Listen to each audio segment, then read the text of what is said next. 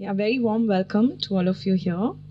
Uh, Part of the Chennai Photo Biennale team. My name is Ami, and we have with us here Ramya Reddy, all the way from Bangalore. I'm just going to introduce her, just let you know a little bit about her. She's been a professional photographer for over 12 years, drawn especially to blurring lines between physical and imaginary worlds. Having grown up in a family with interests in the photography business, she took to the artistic possibilities of the camera very early on and went on to pursue her love for the photographic arts with studies at the Parsons School of Design in New York, the Light and Life Academy Ooty, and Santa Fe workshops. Her fine art work has been exhibited in India and in the US. On the commercial front, she's collaborated with boutique lifestyle brands including Taj Hotels, Forest Essentials, Star Asia, and many others. She's also an aspiring writer and has recently published a book, Soul of the Nilgiris, A Journey Through the Mountains, a close to the heart project she spent a decade working on. The book is available at the merchandise store outside, so you could take a look. And I'll ask Ramya to take on from here and share with us her beautiful journey and all the stories along the way. Thank you. Welcome, Ramya. Thank you, Ami. Should I use the mic or not use the mic? Use the mic? Okay. Thank you all for coming, and thank you, CPB, for inviting me to do this. Ami, Mridula, for being in touch and, making this so nice and warm. And this beautiful location. Thank you, Prabhu. So now, as Mridula said, I'm going to be taking you all through the journey of the making of this book. And as they say, where to start, best place to start is at the beginning. But I'm going to take a detour and go back right to the end and come back to the beginning. So this picture that you all see, it's the... have you all heard of the Kurunji? So it blossoms once in 12 years. It's a cycle of once in 12 years. So this was the last picture I photographed for the book. And this was in August of 2018. I did not think I would be photographing the Kurunji blooms in the process of this journey, of the making of this book. I didn't think I would, because it was going on, and it was a long journey. But so when I started the book, goes back to the previous Kurunji cycle, which I had just missed. So this cycle completed the book, and this was the last picture I photographed for the book. It was serendipity. It marked the end of a cycle, and the beginning of the cycle was the end of the previous cycle.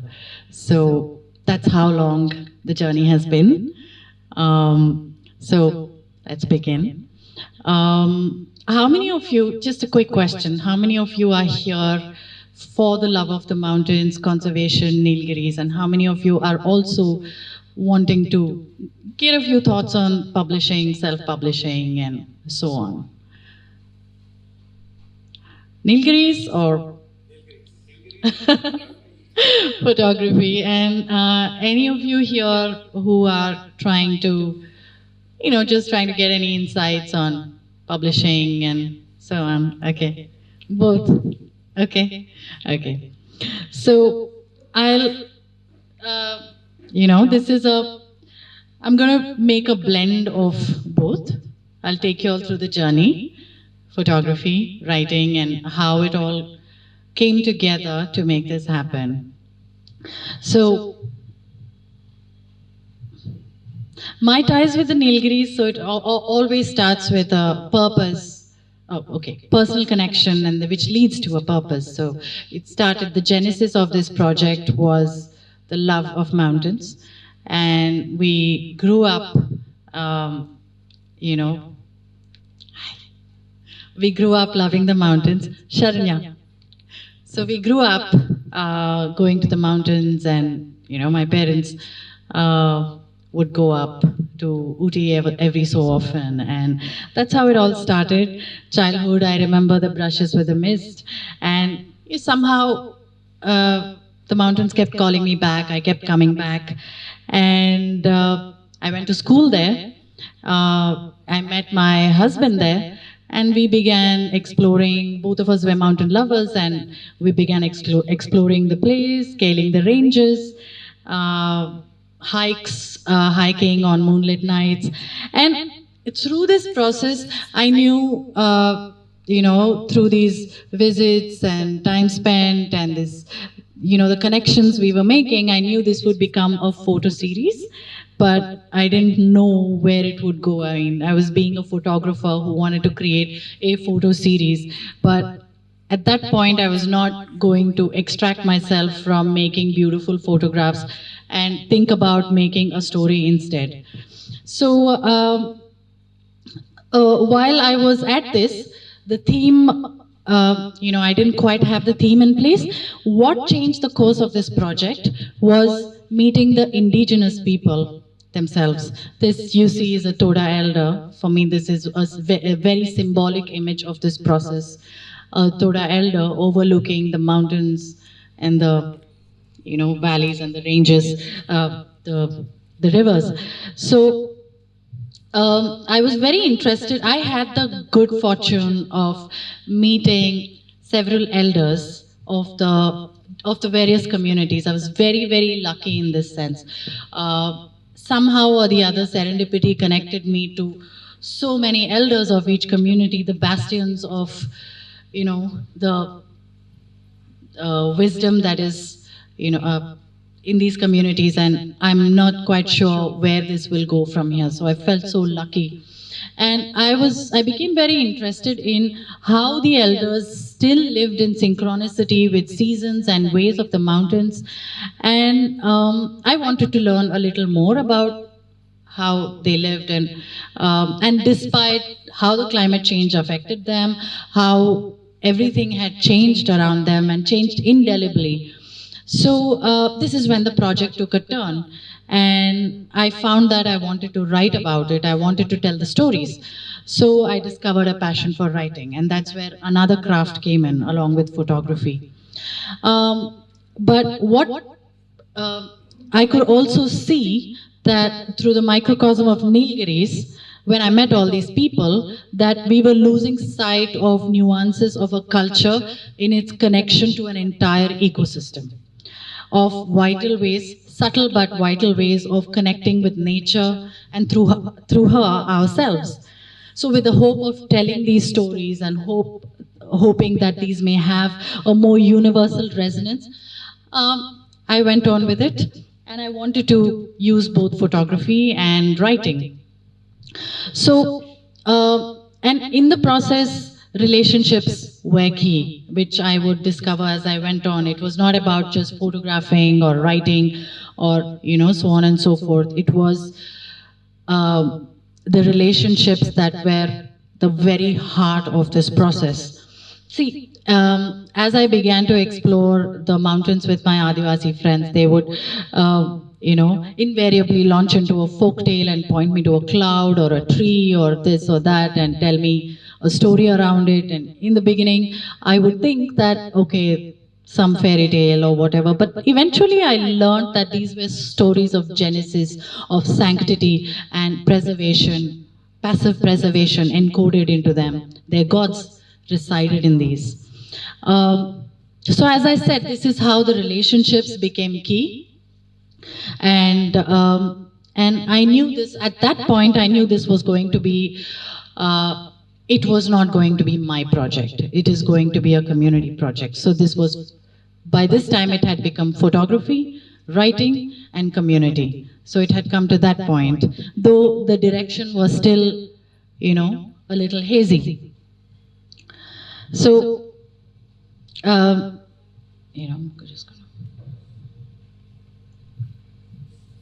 So, like I was saying, authentic relationships at the very heart of every project, and especially when one is exploring a sensitive subject, I would say take your time, even if it means years, exploring and learning about the people. it's a life lesson. So it's worth going, diving in deep, and that is how the project is going to go forward in fruition. So, um, some of the pictures over the years, speaking of relationships. Um, so, and eventually, I started to see that, like they say, right, that photographs have to speak for themselves, and I'm a professional photographer. And lots of people said, why do you want to write? And why do you want, just, photographs are enough, the photographs are so beautiful, let them speak for themselves. But what I was trying to tell you all earlier was that I was trying to extricate myself.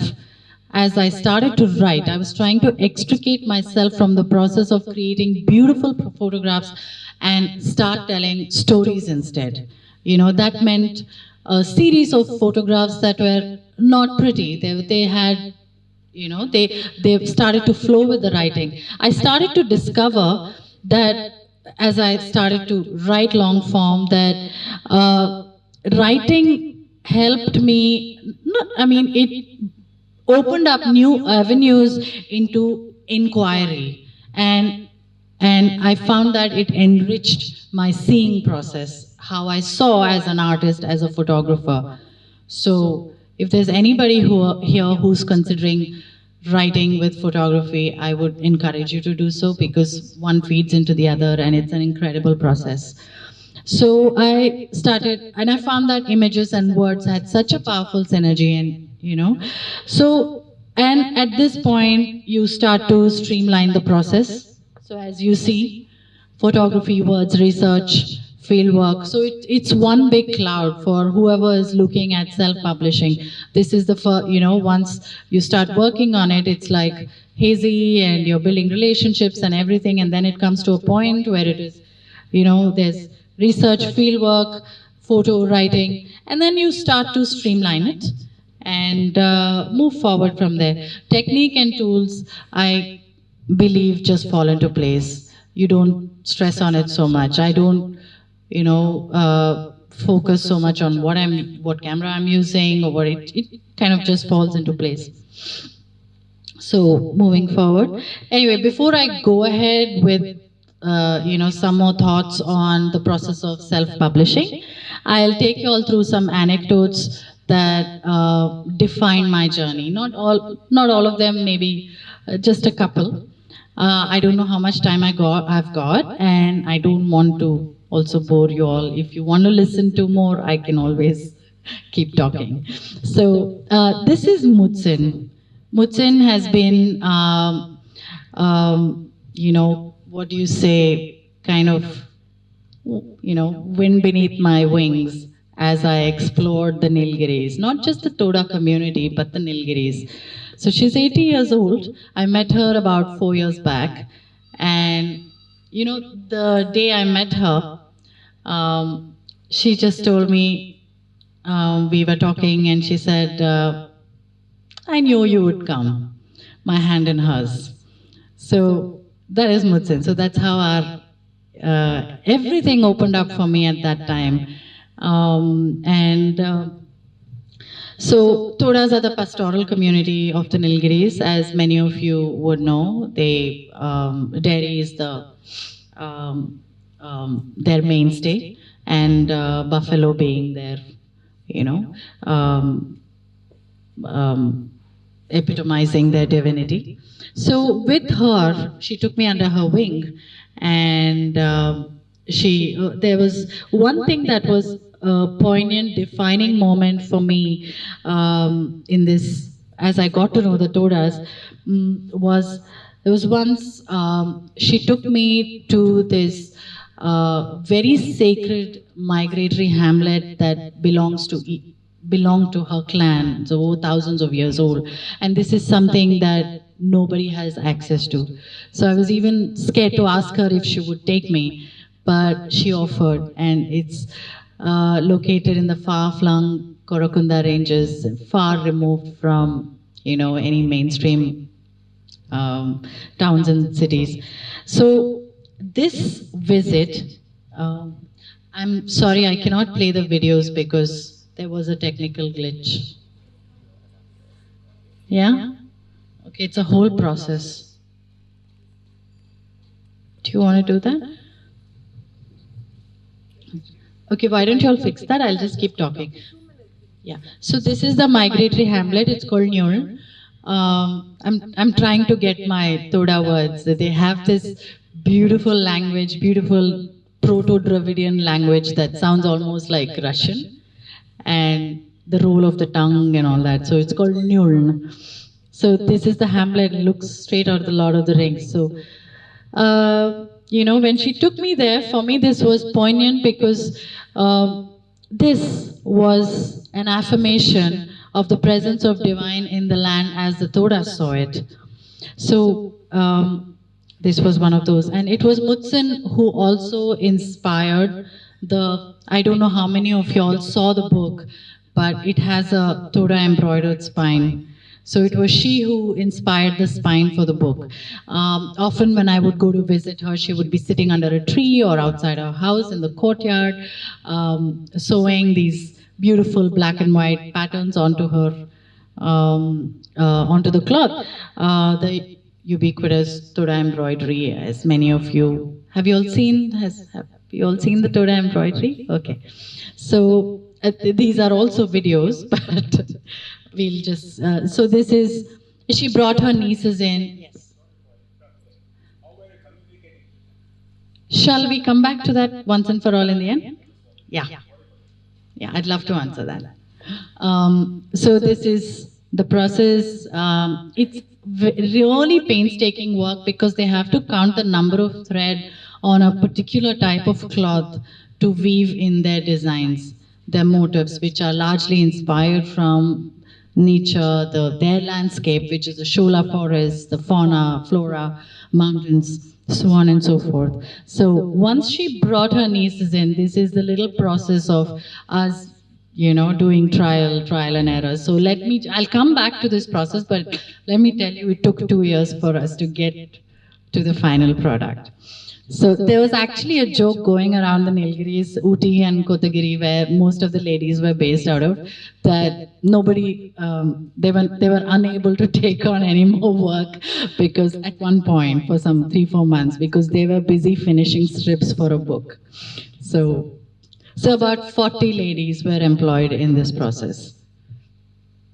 So the next one is in June 2015, I got a call from Subramani from the Alukurumba community, a hunter-gatherer community living on the slopes of the Nilgiris. And Subramani calls me and says, we are going for a honey hunting expedition and it's going to happen tomorrow. So I was like, he had warned me that this is the nature of these expeditions and just be ready for it.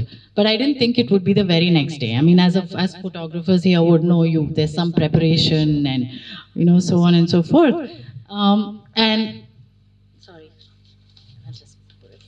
I had no companion, so I had to figure out how I'm going because the person who was coming with me jilted me in the last minute. And somehow we figured it out. It was John, my best friend, who stepped in. He had gone through a bypass surgery the previous month, and he stepped in, and we were in Kotagiri by nightfall. So next day, we started our journey towards Vellarakombai, which is south of Kotagiri, which is where the honey hunting was taking place.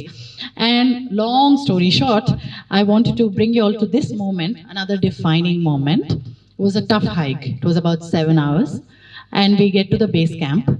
And this is them in action. But yeah, this was when we did the climb right to the top. So we get to the base camp, and Subramani, Ponnan, and Ponnan, who was leading the expedition, and myself, we got there and we were talking and everything. And the idea was for me to stay at the base and take my pictures and talk to the rest of the people. There's a team of 7 people involved in lots of ritual, and it's a very sacred ritual, the honey hunting itself. So it's actually beautiful how many things preceded the offerings made to nature, to bees. So anyway, the thing was right at the end, at the base, Subramani tells me, you can make the climb up, but I didn't know that because it was really steep. There's no path. We had to hack our way through the bamboos. There's absolutely nothing. So I was like, I am not going to do it. So he's like, நீங்க பண்ணிடலாம். So you just come. And I was like, no. நீங்க வந்தீங்கன்னா நீங்க தான் first பொம்பளை. So to have gone to the top. So I was like, okay, let's do this. So Subramani, Ponnan and myself, we hacked our way through the bamboos. And as we are going, they go through a cave, and Subramani starts lighting some smokers. And I mean, we were carrying some herbs and everything. He starts lighting those, and I asked him why. It's like, no, there's some bears around. So casually. So we just kept going, and I won't talk about what sort of an adrenaline rush and fear was induced in that moment. But and then when we came up to the top, I could see nothing because I came into a cloud of smoke and bees, and these are big bees, rock bees, what you call Aepis dorsata. Um, I had no idea what I was getting into. And I lost them when we emerged into the commotion. I wish I could have shown you guys the videos. Can I show them the videos? So sorry for the pause. I'm going to show you the videos of the bees. My bridge. Yeah, they all speak Tamil. They have their own language, but they all speak Tamil. So that was my language. Yeah. These are not great videos, they're just amateurish because I'm not a photographer. So this is how they scale the cliffs precariously from impossible heights, so gracefully. And each of these ladders are made just before the expedition from a specific vines of a tree. I can play that. You want to see it? Okay. And this is where I emerged into this commotion, and you can see the bees hitting my camera. So what happened at this point was when I got into this haze of bees, I could not see Subramani at this point, and he said something that is so poignant. He said, I could not see him, and then he just, I could hear his voice, and he says, give me your hand, just walk across and trust the bees. They will not harm you. So that's it. I had nothing else to do, but, that translated to, We were at Trust the Bees. So in about a few months later, I hope we don't have any more glitches from this, so I'm just going to run with this. So a few months later, I went back to Mumbai, but this time I went back alone. I wanted to do this by myself, so I hiked up alone. But this time it was to meet Subramani's aunt, Janaki Amma. So she's from the same group, from the other Kumbas, but she's a healer. I was trying to make contact with her, and she was a bit distant, and healers are like that, and we need healers. So I got hold of her, and I said I would come and make the hike, and I was sure I would be lost. Lots of climbs, forest, and forking paths. So it would be very easy to walk. Somehow I made it, and I won't go there because that itself is another story. So and I realized that after I went, got a warm welcome and beautiful coffee, Arabica that she had raised, grown in her own backyard, round and served with jaggery, incredible. And then as we were sipping coffee, I realized, I'm grunting about all this and this walking so far and everything, and then I realized this is the path Janaki Amma takes thrice a week to go down to the hamlet to catch a bus to Keystone Foundation, where she worked as a reporter for a local newspaper, for the Adivasi newspaper called Simai Subi. And this is how she commuted. And not only that, she commuted to some 21 hamlets twice a month, Adivasi hamlets to carry news, to report news for this newspaper. So, and then you just see, this absolutely so insignificant, and I felt so insignificant at that point when I heard about Janaki Amma's resilience and resilience of all the indigenous people, and this was a common thread that I saw throughout. So, and while I wanted to learn a little more about the healing, I'm very interested in healing and all that, but they're very secretive, the healers, and all she would tell me is, she would tell me this is what they use for fever, this is what they use for cold, and a lot of prodding. She showed me some herbs, and finally placated me with one thing, that she would make a nice hair oil.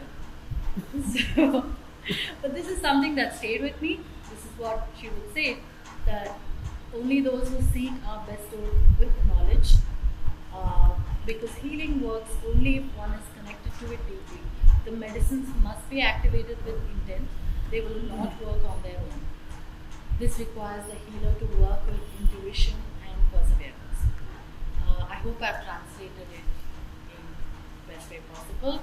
But she would always tell me, and she still tells me, that for everything, Kairasi irukano. Something my grandmother would also say. So at this point, the project started to develop fast as I was exploring and meeting so many people, and it also clarified the direction.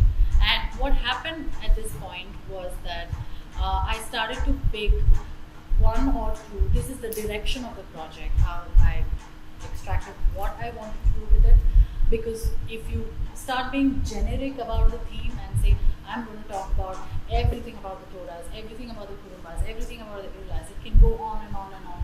And this was not an anthropological project. It was a project about speaking about the authentic essence and the soul and spirit of the people of this place. So I'll come back to why I said this. So I started to pick one or two aspects of each community of an art or a practice, and how it tied into the essence of the community itself, and from there talking about the community and so on. All the anthropological details and research came through that. But the basis was one aspect per community, one craft per community. And I decided I would focus only on 5 communities of the Nilgiris who were a part of the barter system, Upper Nilgiris. I don't know how many of you know, but the 5 communities of the Upper Nilgiris had a barter system up until the British opened up the region for coinage and money came into play. So they lived in a wonderful symbiotic barter system. The Todas, the Irulas, Kurumbas, Kotas, and Badagas. This is from a Badaga procession. The reason I'm not going to go into the other groups because it's going to take hell a lot of time. So the Badagas, the agrarians, the Kotas, the artisans, musicians and dancers, the Irulas, the again master agriculturists who see land as a sacred entity and have passed down so much, who are the bearers of all the ancient grain of the Nilgiris and have these incredible methods of cultivation and so on, all of which you will see in the course. So like I said, I decided to stick with these communities, and also because of the relationships that were built. And as I told all of you, relationships were the very heart of this project. So, and then moving on, at this point, the direction started to become quite clear, and the purpose was defined. And then I needed a designer. This is a Irula feast. So I'm just going to quickly show you what they did. This is the millet, samai arisi, jackfruit curry, roast pumpkin. That roast pumpkin was the dessert. It was just roasted, and that's it. They just served roast pumpkin that this guy had grown in his backyard, and that was it. It was, I mean, I thought that was quite something for somebody to not add sugars or jaggery or anything, and it was as close to somebody to understand the nuance of that kind of sweetness. So, anyway, so at this point, as the direction became clear, I realized I needed a designer and also an editor to sift through whatever I was doing. And as I said, this kind of long form writing was new to me, and so I started to search for a designer. And I come from a design background, so this was a very important aspect for me, and how I integrated into the book matter, how I envisioned it involved good design. So I was looking for somebody with a really good sense of type and asymmetry, because I wanted a Zen-like feel to the book. That's how I had envisioned it. And the story, the photographs and the story to flow, as you will see, lots of asymmetry in the book, like that. So I started to score bookshops and lots of places in these eclectic bookshops, and I spoke to a lot of Indian designers, didn't work out, and then I found this designer. I liked this magazine. I found this designer, a Brazilian guy, and I don't know how it happened, but everything fell into place, and he started to design the book. And the thing was, for a while, it was very difficult to communicate because he was largely speaking Portuguese. But it was quite some learning experience, because he brought in another dimension that I don't think I could have found otherwise. That affected the rest of the project in the way I was. There are photographers here. This could be a useful thing, and how design has a way of sharpening how you see, the ways of your seeing, how you look at lines, and so many things. And it started to help me build my story better, because I saw how he was laying out everything. And we did this over 2 years. And also, through the design process, I started to bring down the 30,000 photographs I had down to, finally we brought it painfully, lots of tears also, brought it down to 300. So, and parallelly, I also needed an editor, and there was one particular person I had in mind, and I chased her down, and this was Rohini Mohan, best-selling author, and she also had a huge role in sharpening my voice. And I didn't realize how hard writing was until that point, when Rohini came into the play and started to punish me with multiple edits. And there was 1 or 2 times when Rohini's edit came and I had tears in my eyes, because it was red. So I had to rewrite the whole thing. So the reason I'm saying all this is because somebody was asking me, when you're going to self-publish, how it is. So you have so much control about everything you're doing. It's photography, it's design, it's writing, so there's nobody else doing. So you're managing everything yourself. So, and then Rohini came in, and it became, I started to understand how I wanted to, how I was writing, and all that. So at this, all along I was pitching to publishers. I'm sure you guys are curious about that. I was pitching to publishers. I reached out to at least 5 or 6 of them, and 2 were interested. And as one would guess, and I was pretty firm about what I wanted to do. This had to be I wanted the design to flow in a certain way. I wanted my editor, and I wanted to have that embroidery on the spine. All of this was a no-no. I even had a group of Kurumba artisans make bookmarks for the book.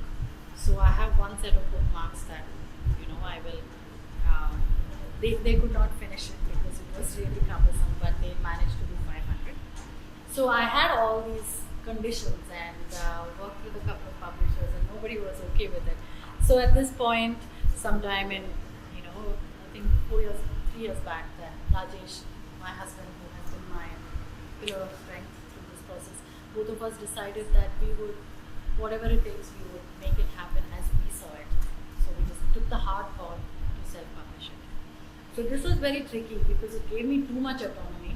I could, do so much with it. It was like incredible but also frightening because you can really go wrong in the process. And but I would say, as it's one of the best things that happened. And and then came the printer, which was Prati Present Hyderabad. And but the incredible part in this process, I would say, I will go back to this, was the process of creating this spine. So you'll ask me how, somebody asked me, I think, how long did I take to do this? I don't know who asked me that. So we started this, and I showed you Mutsun's picture, and we were trying to talk about this. So this was really new for them. They hadn't done something like this before. They embroider shawls and all that. So we did those mock-ups here. And they were very interested in doing it, but there is a, I learned with the indigenous people, the comprehension of time, the perception of time does not exist. So when you tell them, and it's kind of confusing and it's bewildering in the beginning because you're trying to meet your deadlines. You need this embroidery done in like 5 months or whatever. But for them, it's like, yeah, okay, we'll finish it. We'll do it. So it went on and on like that. And there was once when I went to collect the strips, and they said there's a lot, enough that you can use for the first round. So I just trusted them, and I took the bag, and I come back, and my assistant said, you can't have 500 in this bag. It's not possible. You need a suitcase for this. Then we opened, there were 170. So it's like this went on and on because I learned over time. It's their perception of time. It's not a something that it's not wrong. It's actually incredible because they don't see deadlines or time as we do. They work with a lot of intent. They work with a lot of love, and they produced all this. They finished it, but it was not how I want. After a point, I stopped setting deadlines or telling them what to do. It is how it is. They work on their terms, and they will smile and give it to you and tell you that, yeah, you have this much, we'll do it. So that is something that was a learning for me, that I think we cram so much and we give ourselves so many, we imagine that we have to finish this, we have to finish that, but there's so much more to life. There's something called slow living, and everything can be done. So that was the process of embroidery, and over 2 years, what was to be 5 months extended to 2 years and 40 women, and we produced strips for 2,000. And almost every strip is unique. So that was the.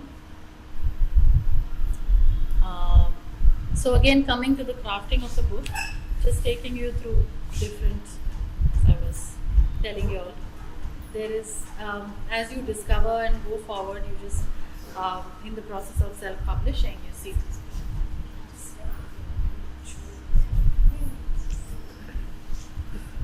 So at the onset, it looks like, okay, photographs, writing and editing, and it's done. Then you start seeing how much code is there. So all of this, planning, paper printing, and you have absolute control on all this. From everything to photography, writing to pre-press. But one thing that binds everything together is the purpose and the vision. So.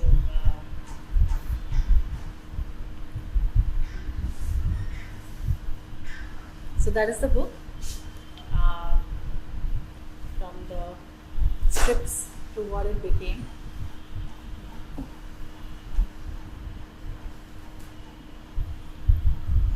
So yeah, I hope I have not spoken too much and told all of you.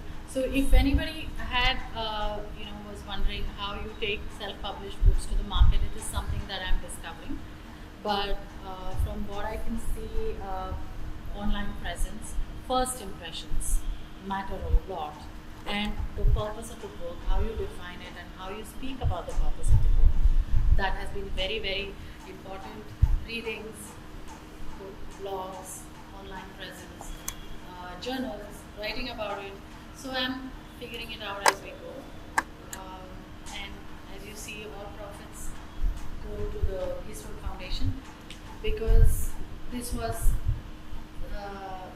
a decision I had to make, because I said to all of you that at some point it ceased being my project. It became about the communities. So everything is going back to the communities. So if you can please pick up the book.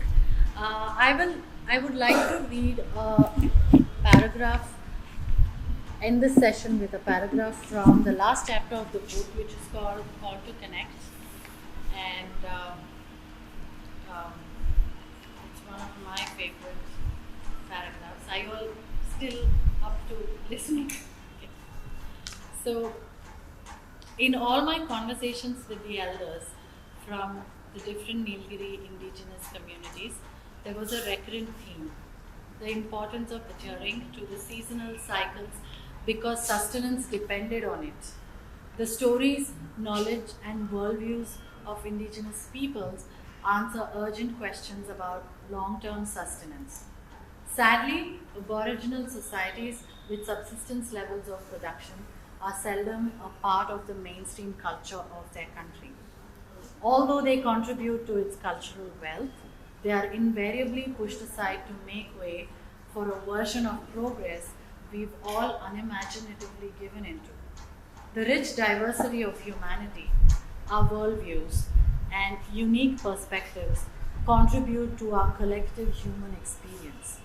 As anthropologist Wade Davis writes, this is not to suggest that we mimic the ways of the indigenous people, but simply recognize that our way of thinking is just one way that emerged from one set of historical and cultural circumstances and constructs.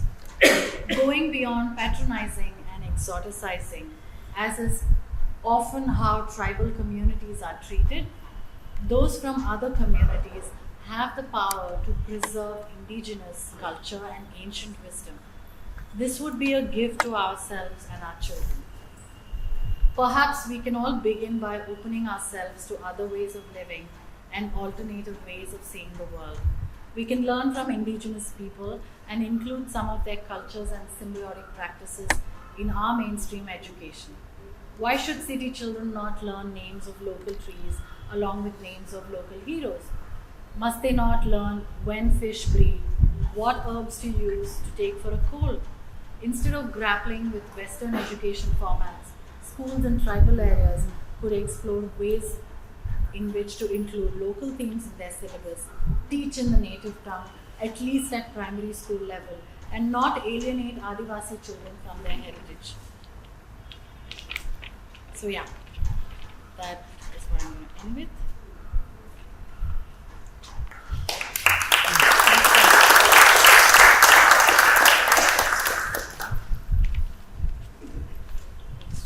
Yeah.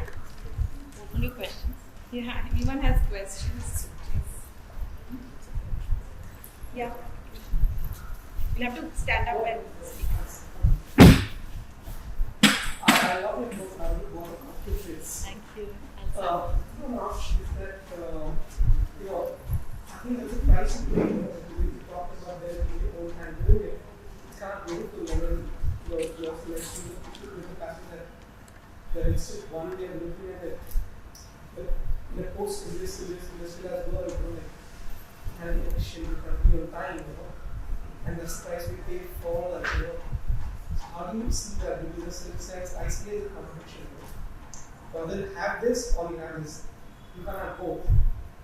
So somewhere You mean for them? Yeah, moving forward. For the Adivasi? Yeah, because many of them also have their own problems, right? Yeah. Because I live in English products, I know they also have their own problems. And the young people who are there don't want to live that life anymore. They want to have results. They want to know that. They aspire to something and do something else. how do you see it? Because they want something that is not there with the life that they live. I think modernization is going to indelibly affect them. It already is, and it is a part of their lives, and nobody can take that away. I mean, realistically speaking, they are going to merge into the modern world, urban world, and and rightfully so. I mean, why not? But the key here would be, like I was saying, that the learning formats in their schools, in the tribal schools, perhaps should have ways of, and this is one of the initiatives that I'm involved with Keystone, is how do we help imbibe their practices and arts in their education in the tribal schools. One way I think I see is that they start taking pride in in their vocations, in their heritage, and like the Kurumbas and their healing or honey hunting, you see. So that is the missing link here. But there is a lot of struggle. You're right. They get into it. A lot of them are wage workers, or they come into the cities, and they're deeply affected because they're not here or not there. Because one found that when you got to say something. Yeah. So they were not say Exactly why I read that paragraph. So another thing is to do some workshops, and we were talking with Keystone if we should engage them in workshops, bring the elders in and do some workshops, and at this point it's like so hard on them that they're unable to see the wealth of that heritage. So I think there should be some way to bring it, but you cannot take away, we cannot do anything about them coming into the mainstream. It is natural. But somehow I see that, I feel there should be ways to imbibe their culture into the mainstream education.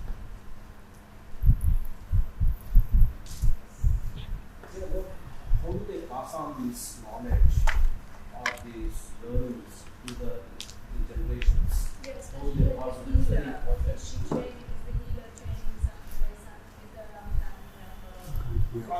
It's they do it. It's completely old, and it's like Janki Amma tells me.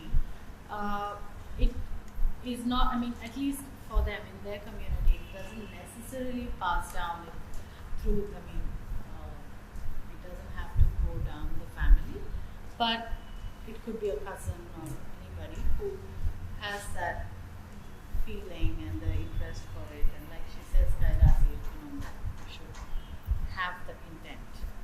So if you display that, she says, they will take you as an apprentice, and everything is passed down orally. And it's just experience and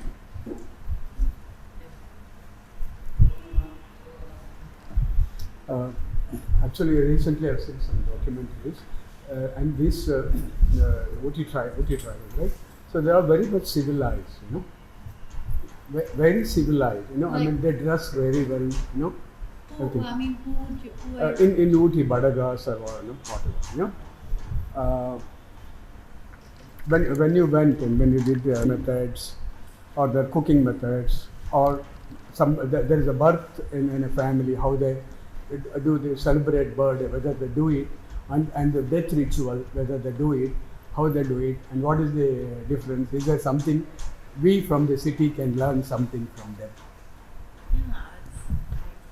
Yeah, of course they follow, like the Badagas are completely mainstream now. The most prosperous, largest indigenous communities, and they own about 80% of the tea estates in the nation. So they're very, very prosperous. So, like, just to give you an idea, they're not like so plugged into the culture. They have some festivals and everything. But with the Todas and the others, they have these death rituals, birth rituals, and even lots of initiation rites. Those kind of contents Yeah. you photograph, right? Yeah. No? So you're asking Because me that will what- tell the history of them, the socio-economic conditions. like their something I rituals. would take away from these rituals is how they see life and death. Even when somebody is passing on, it's like, let me give you an example. So I had gone to see Mutsin once, but very recently, a year back. What's the name? Can you- Her name, Mutsin. Mutta means pearl. Sin means golden door. So I'd gone to see her once, and she was, embroidering this stunning putkuli is the Thora shawl, and it was really like rich. And I asked her, why is she doing this? I mean, is there a wedding in the family? Is there something? So she said, no, this is my death cloak. This is what? For her death. This is something they would wrap around her at the time of death. It's already fixed. It's And- already fixed. Yeah, she was weaving that for herself. Oh. So she said, I just want to have something beautiful. And she wrapped it around me. It's that whole episode is there in the book. And she was so happy to see me in that. And I was like, felt it was a bit fatalistic. The whole perspectives and all that. I was like, why are you speaking like this? You're just 70, you're going to be there. And she said, no, I'm happy. I want to have this beautiful putkuri and I've lived a good life. I've even taken a plane. So, that's how they see it. This is a ritual for them. They make the most beautiful cloak for death. So, Where do they buy? I'm working on a book on images myself. As a documentary photographer, I work on tribal culture. In fact, I gave a talk in 2003 at the Keystone Foundation. And I photographed the Golden items. You must have heard about that. they are near Gudalur, They right? live in caves, still live in caves in Nilambur area. And this was done, I photographed for the first time the honey collection with the roof in total darkness. Okay. So I would like to hear from you your experiences about the, at least some snippets, because that was done in total darkness because they say they don't even like the light of the moon. But that would have been in the forest, right? Yes. We had bears and elephants for our company, and so I did it over 3 nights. And so here, this was done in This daylight. was in day. Daylight. Yeah. And, And this was just before the arrival of the first rain, the monsoon. And this is because the hives are full at that time. So they know exactly the time when the hives ripen and ready for harvest because they have their own Illyrian science with which they just see and they can make out. So it was just before the onset of monsoon. And lots of rituals preceding that, which I did not attend. The prayer offerings and everything. And as I said, they craft every single piece of equipment, tools that they use, from that spear to the ladder made of tree vines. I'm sure they would have used the ladder even in the forest expedition. yes, these people, they climb the trees. And, They didn't use the ladder. They don't use the light. Yeah. So for the thing they used And the they ladder. do it in total darkness. They climb the trees Yeah, that. using that wooden pegs. So here the difference would be they scale like impossible Yeah, heights. they This do was that like lots some also. 400-foot cliff. So they just suspend a ladder. And another interesting fact is that the person at the top of the ladder is the brother-in-law of the person who is on the ladder wielding the spears to, kind of jolt the hives. That is because it is his sister who's married to that guy. So, That's interesting. yeah. So, And, yes.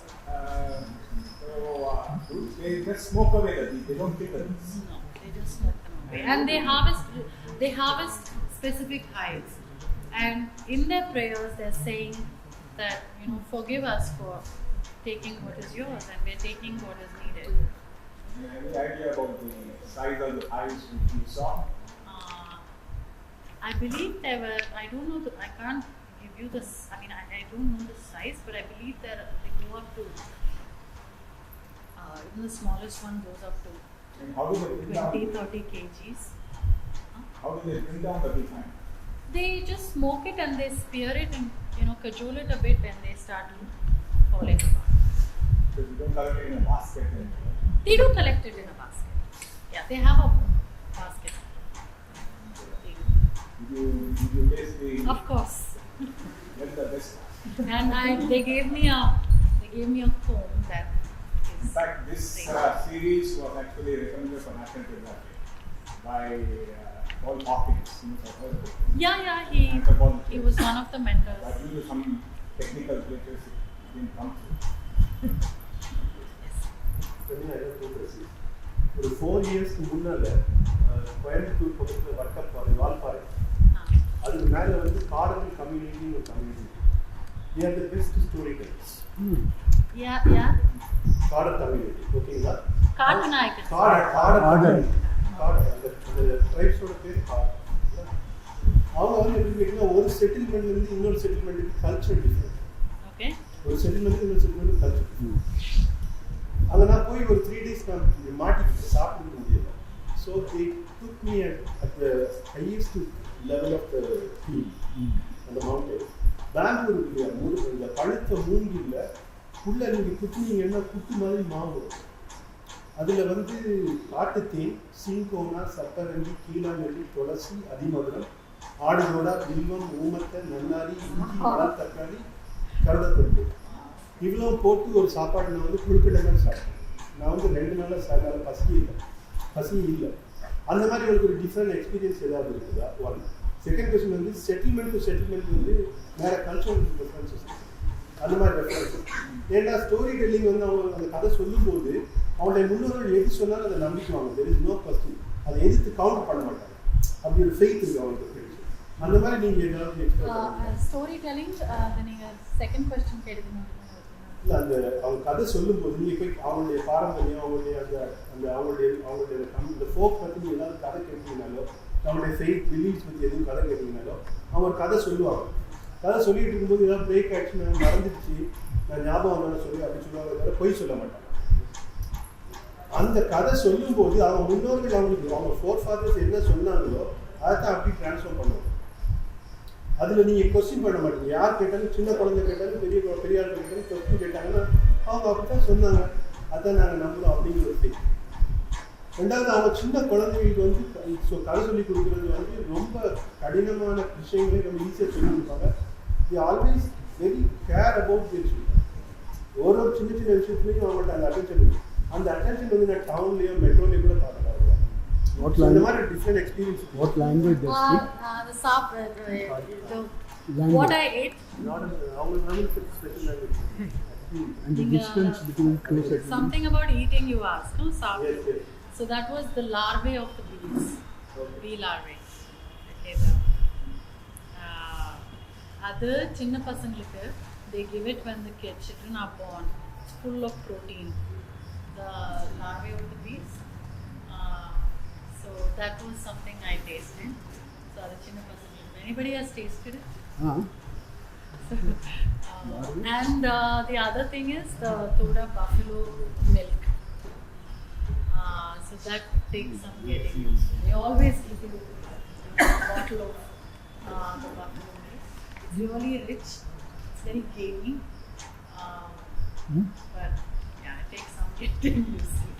So that and the bee larvae, that was the experience. And lots of things from the carts and the hikes. When I was going on hikes, lots of little things like they pick out ferns and they cook it and give it to you, and some roots and tubers and all that. So you just trust them and eat it, and it's always good for you. As far as the Todas are concerned, why I asked you the question of how you are able to communicate with the Todas? Because I have come across the Todas. I am not talking about those Todas who are very much in contact with civilization. Have you been able to visit any of their who are still far away and That's what Like I was telling you that hamlet I've been to. Yes. So that clan, several hamlets that belong to that clan, not several, a few, that are far removed, they all understand that. Oh, so you didn't come across any of these Todas who never understood them, who never spoke them. You know. They understand. some of the old, like the older people, they may refuse to, for this. Some of sake them pride, migrated. they may not speak, but they understand. Did you do any study on their linguistics? And I because some read people about come from Karnataka forest, because that is the border somewhere. Yeah, one of the theories. Right, yeah. I did read up about the linguistics, but There is it's a whole dictionary of different Thoda, I genre. think. I have seen somewhere. It's a whole different complicated genre. Very complex language. In Banaras, I wanted to have you. I'll just take a question and come back to you. I'm a little curious about the biggest qualitative of Louder, please. Louder? Yeah, I will repeat the question. Repeat the question or let her talk louder. Louder. Can you say it louder? I said I'm a little interested in knowing about one of the biggest problems of conservation in Man-animal conflict. and how the community who thrives there and conservationists manage the problem with their knowledge of whatever movements or animal trafficking and forest knowledge. Do you have any insight to that? She's asking how can the indigenous people help in conservation with relation to the man-animal conflict, am I right? Okay. See, a lot of their, they are quite affected by this, to be honest. Like the Elle farmers, for instance, big impediment for them is the elephants coming into their land and everything. But from what I see, I think it's the villages on the fringes of the mountains that seem to have no problem with this conflict, but the indigenous tribal people themselves, they say what can we do? They don't want to harm them. So if the elephant has destroyed it, they'll put something else. So I have never seen them trying to fight it in the way that, the villages that border cities and towns do. So, like there are some in the Thoda oral literature, like you have poems and talking about, tiger being one of the entities that protects you when you're going to the other world and such. So they have these symbolic references. So there is I would not say direct conservation, but there is an element of passive conservation, because to them the land is land and all these creatures are inextricably connected to them, their culture and their lives. Yeah, it's become harder on them. So is there a lot of animal-based photography in this? Yeah, it's largely animal-based iconography in there.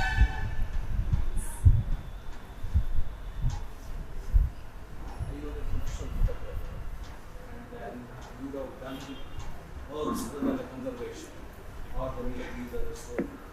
So what difference actually mean in terms of facilities and your other commercial activities that you have been doing? They are completely different I worlds. just want to see how is it going to be a across your photographic career now and so or something else that you have to look at? Nilgiris has become a parallel choice and part of my life. So I'm involved with the communities and work with these two on a voluntary basis in an advisory role now. But my commercial work and this work don't meet. So I completely am in different worlds. So working on this project and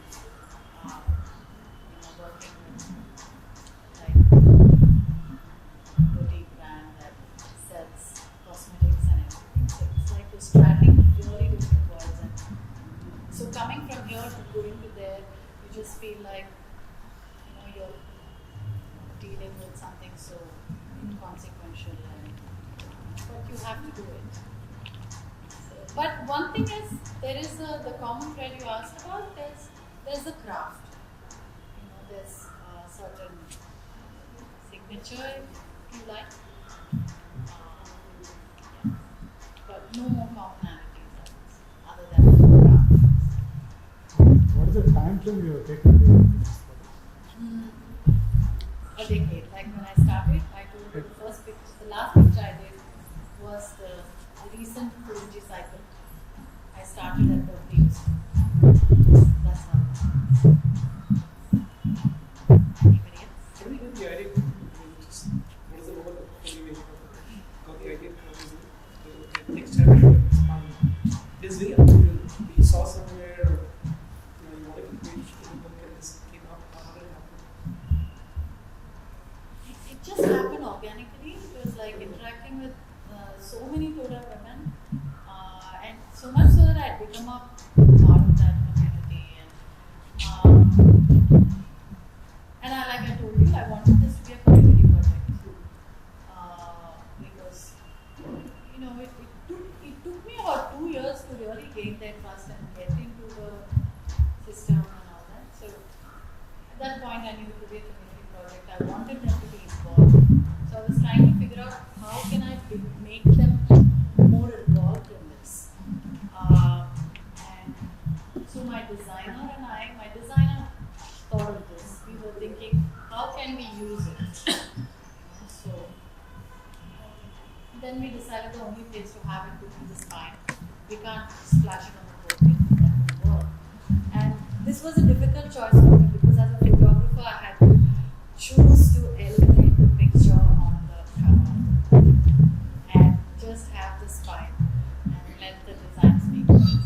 So this was a hard decision. So this is your Brazilian designer. Both of us. I wanted to use it somewhere, but he came up with this spine idea. Yeah, it was very unusual. But it's beautiful. Just out of curiosity, what was the cover page looking like before the design? Actually, we decided cover page we'll do it right in the end. And the title and everything, we pushed it right to the end. So we had put some iterations with dive and full bleed photograph and everything. Nothing convincing. So the moment this came, we thought we'd use the spine as well as a photo. Then we decided we'll just drop everything and just let it speak for itself. So, in the context of this, when I said community involvement, I'd like to add that at the Michelin Guides launch, we had an incredible representation of the Adivasi people and the urban folk from India and all that. Almost 50 Adivasi people came for the launch with their families, the elders. So, all the women who embroidered. Yes. So you said you started the project you started the project like 12 years ago, and you would have visited the place multiple times, right? So what were the changes that you saw to the place? The mountains keep changing, people keep changing, and someone was asking about the animal and human conflict. I mostly see more of human and human conflict happening. So I've been in the Nepal for 5 years, which was like 20 years ago. So when I was there, I was a kid. I didn't know much. I was just playing around. I know people. And say after 15 years, I went back and I took my friends to show where I was and where I used to play around. What was this place like? And I was completely shocked. It's quite drastic, as you would tell. So those kind of experiences, what did you see? It's quite altered. Even over the decade, as I have seen it, it's altered drastically. Estates are taken over, and more than that, a lot of encroachment and illegal constructions everywhere. So they don't really have proper laws there. They're not enforced those laws, and lots of encroachment and lots of eucalyptus and wattle forests that are spreading like wildfire. I think now the government is trying to revive the shoulders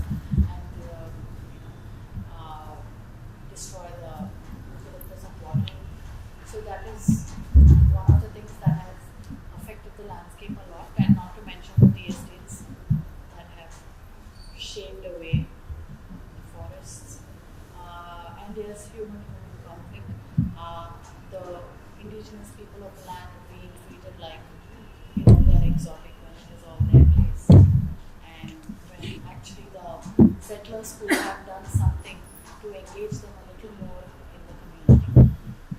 So all of this, and I think the gap is just widening, unfortunately. Them losing their resources and their livelihoods, and us not being able to comprehend or do it too much. What are the medical challenges that you will undergo in the process, and how will it influence your personal life and your This is a loaded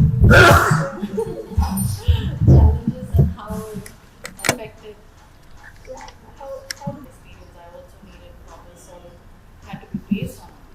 So research, I spent over a year in solid research libraries and getting academic journals, anthropological stuff and everything. But getting past the language was, I mean, if you read anything, you would wonder why something so precious and valuable is, inaccessible. So I kept getting an access them. So that was one challenge. And the second was I was, as much as I loved writing, I was discovering writing, and this was, I would call it long form writing. So it was a whole different ballgame. I had to, use all that sort of university type of research and also blend in my first-hand experience. So I would get stuck a lot with writing. Photography was more natural. Writing was a big challenge. But then at some point it started feeding into each other, so it became organic. How did it affect my lifestyle? It did, because I had to say no to many projects, at least towards in the last 2 years. I had to say no to so many other things. So that's the only way. any other further project in the same area or similar kind of retelling particular stories or your photographs and now writing? At this point, no. At this point, I'm just hoping this book will find its way into the world. And I'm also involved in the community. So I'm trying to see something finish this up. So I will stay in this book for a little while. And then Do you know indigenous tribals in Andhra? yeah, there are lots of them. Did you try to do research on them? I didn't. Take photographs. I didn't because this just happened by. You're from Andhra Pradesh. I'm from Bangalore, but my parents are. Any other questions? I'd like to call upon Ms. Jaya Mehbubani. She's a volunteer mentor here at MNS. So first of all, thank you so much for sharing your experiences with us. I think everybody's really enjoyed it and learned so much. Thank you. Thank you. And I see a few familiar faces, but a lot of new faces. I think many of you are here for the first time in Madras Literary Society. So welcome. I'm so amazed just looking at this place. I think it's such a beautiful heritage building of Chennai that many people, they don't know about it, but it's worth preserving and worth having people come here. So the library itself is over 200 years old. It's about 206 years old. It dates back from the time of the East India Company. And earlier it was in Fort St. George. It's moved here, the building started, it's purpose-built for the library. It started in 1904, in 1905 we moved here. We have approximately 50,000 books. The books are as old as 400 years old, 300, 100, but we rival any airport bookshop because of all the donations we have got. So do join the library and you have books, latest bestsellers to very old ones. We have several projects going on.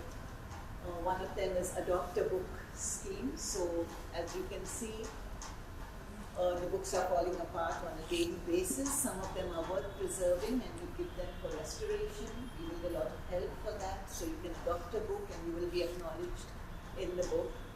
We don't only need your money, which we do, but we also need your helping hands. Do help us to catalogue the books. We've not made much of an attempt yet. It's run by volunteers and membership, which is only 1,000 a year. So if you could become a member for 3 years, it's 3,100. And if you have any more questions, Prabhu's the man to ask him. He's another volunteer member here. Thank you for coming. You have, sir, you have a lot of Indological essays here. Sorry? Lot of Indological essays. In this library? Yeah. So we have another member, Chitra, who knows all about the content of the books. Okay. But just to add to what Jaya said, our oldest book is from 1690. It's an Aristotle book. We have several other books here. What we're looking for right now is a series of journals that we have, which was published by the library in the 1830s to the 1890s. It was called the Madras Journal for Literature and Science. And we have about 70 of them, of which we restored about 12. So that is the kind of program we're looking forward to getting help from. So more information that's required, I think I'm available at this desk. You can talk to me and we hope you'll become a member. Thank you, Prabhu and Jaya, and a big round of